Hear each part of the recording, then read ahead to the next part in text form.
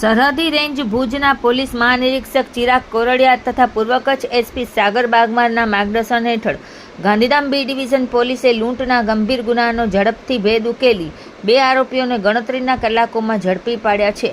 ફરિયાદ મુજબ એક ટ્રક ચાલક અને તેના સાથી પર ગાંધીધામના ગળપાદર રોડ વિસ્તારમાં રાત્રિના સમયે મોટરસાયકલ પર આવેલા શખ્સોએ હુમલો કરી ગંભીર ઈજાઓ પહોંચાડી મોબાઈલ ફોન તેમજ રોકડ રકમ રૂપિયા 2000ની લૂંટ ચલાવી ફરાર થઈ ગયા હતા.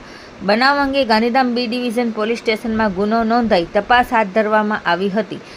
ડીવાયએસપી મુકેશ ચૌધરીના માર્ગદર્શન હેઠળ પીઆઈ એસવી ગોજિયા અને તેમની ટીમે હ્યુમન સોર્સ તથા ટેકનિકલ તપાસના આધારે ગુનામાં સંડોવાયેલા 2 આરોપીઓ અકરમ સિદ્દીક બુટા અને અજીત ઉર્ફે નનકો જંગ બહાદુર શુક્લાને ઝડપી પાડી તેમની પૂછપરછ કરતા ગુનાની કબૂલાત મેળવી હતી.